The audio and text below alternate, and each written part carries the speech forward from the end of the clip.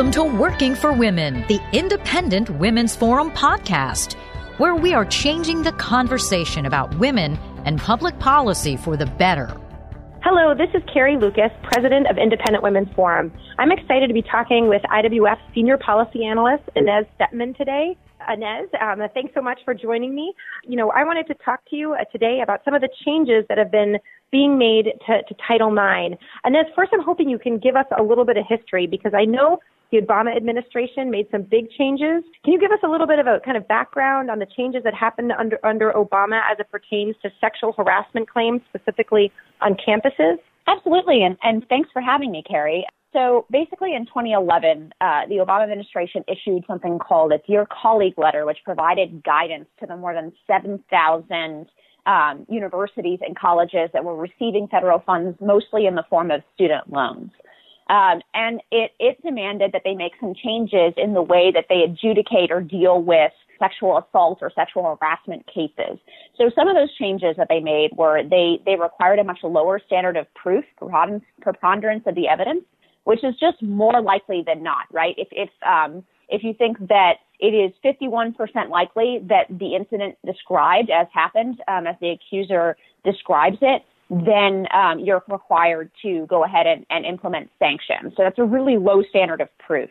They got rid of the idea of double jeopardy, right? We have this concept in due process in the Constitution that people shouldn't be tried more than once for the same crime. So they allowed actually appeals from the accuser's side, right? So if you accuse somebody and there's a process and that person is cleared, you can go ahead and appeal that. Under the Obama guidance, you could appeal that, which was sort of a violation of the concept of double jeopardy.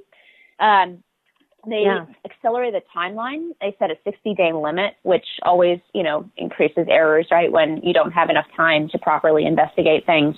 And one final really important note, they also strongly discourage any kind of cross-examination. And that was done to protect victims. And I understand that it can be a really, really uncomfortable sort of situation to be cross-examined about one story. That being said, it's pretty much the most important truth-telling device we have, which is why American courts so strongly utilize cross-examination. So getting rid of that was a huge blow against due process for the accused. Yeah, well, that's, it's interesting to hear all this because this really is, it's interesting when you think about the kind of the norms that were so important for our nation's founding and kind of a legal process. And obviously it's different when it's taking place in a school, but I guess the stakes are pretty high. What would happen to somebody who's found to be guilty? Is it, what kind of sanctions were universities kind of commonly doling out? Yeah, so it depended on what the accusation was, but it was anything from expulsion to suspension to just forcing, and this actually, short of actually being sort of, I don't know, convicted is the wrong word, but short of being found guilty, they also would rearrange men's schedules, make sure that they couldn't take the classes that they wanted to take, all of these sorts of things. Most importantly, though, once you are publicly branded as a rapist, that affects your entire life, right? And that's why I think a lot of these arguments from the left about the fact that, we're not talking about, a crime, we're not talking about sending someone to jail, we don't have to have this sort of criminal standards. I agree. We don't have to have a criminal standard. That would be beyond a reasonable doubt and a full criminal trial. That being said, these are really serious charges and they destroy people's lives. So, for example, James Madison University back in 2014, after this Dear Colleague Letter had come out, they had a case where a female student brought a Title IX suit saying that she had had a non-consensual sexual encounter with a male student.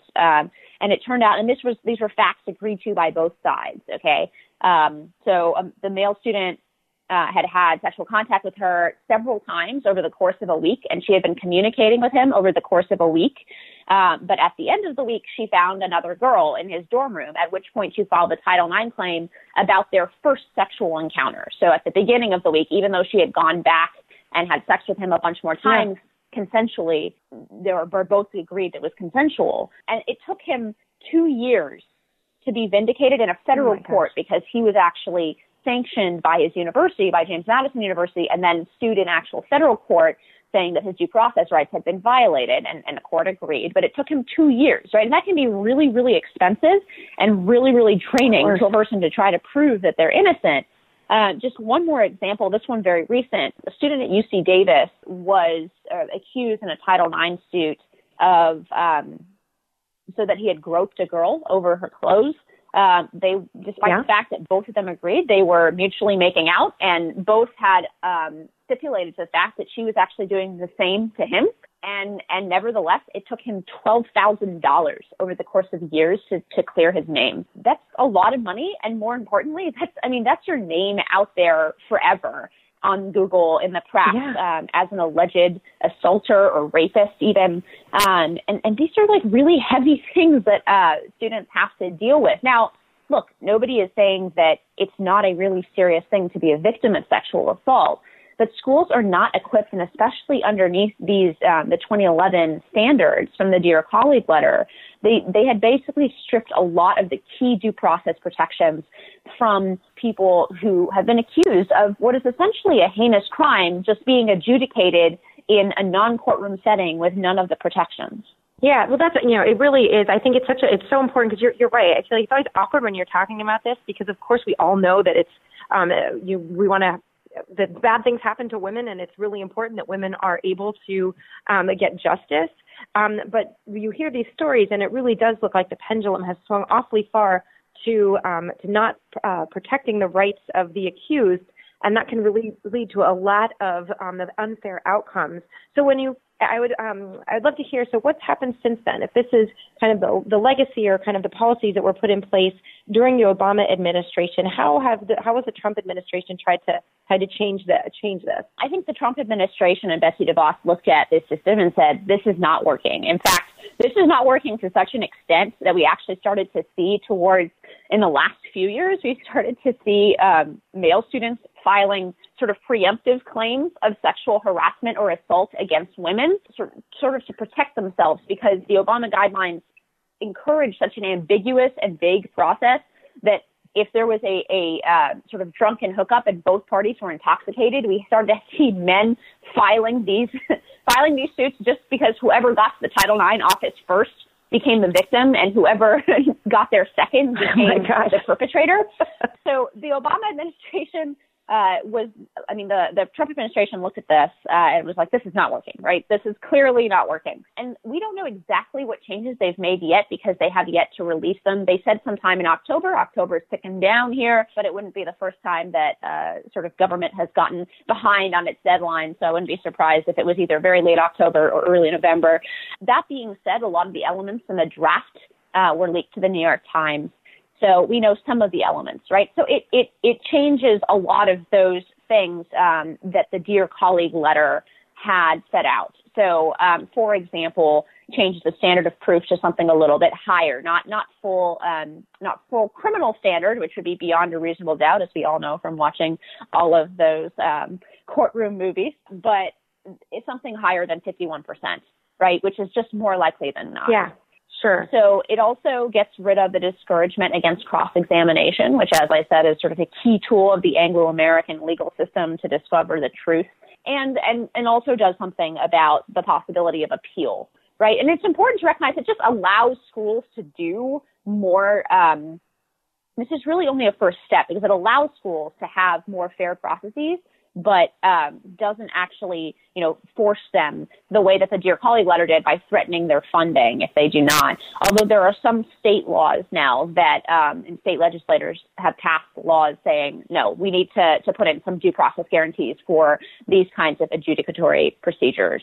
So that's one side of it. So the one side we've been talking about with sexual assault claims. There's also a really important second side of this that hasn't really been getting as much press because it's not about sexual assault, but the new guidelines also go back to a more narrow definition of sexual harassment.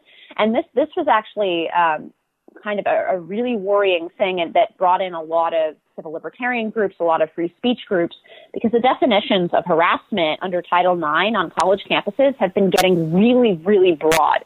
So there is a Supreme Court standard laid out in Davis v. Monroe County Board of Education, and that Supreme Court standard of what harassment is, so as not to impinge on free speech, right, is conduct that is so severe, pervasive, and objectively offensive that it denies a person access to the school's education program or activity.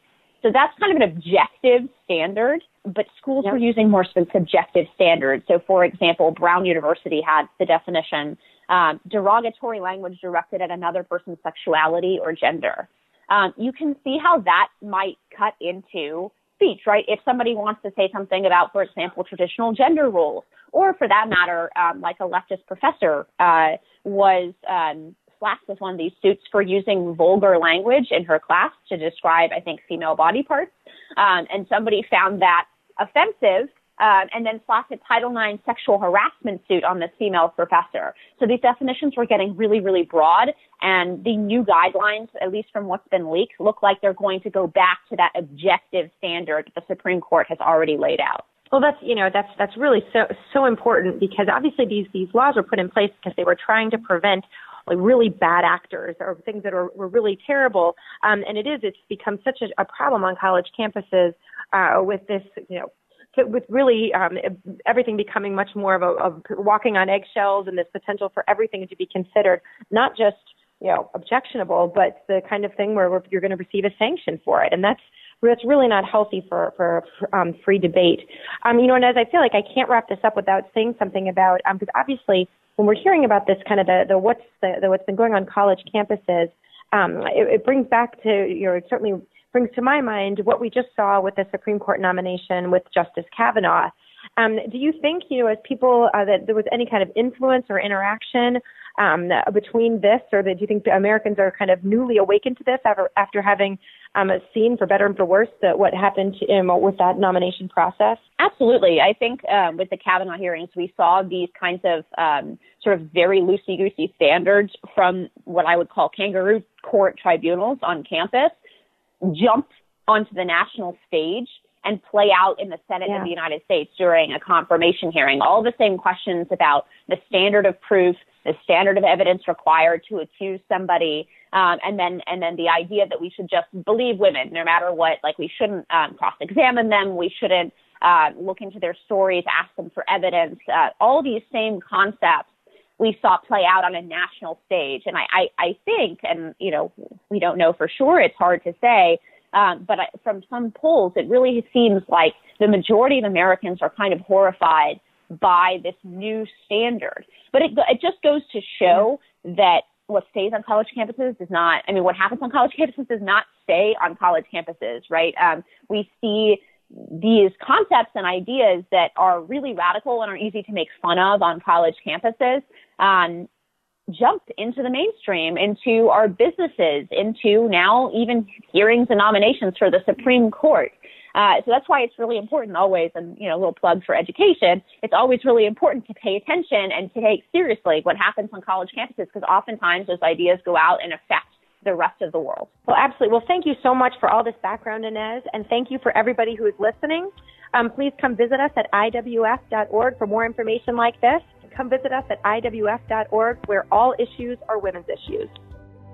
If you enjoyed listening to this podcast, please give it a thumbs up, share it on social media, or stop by IWF.org for similar content.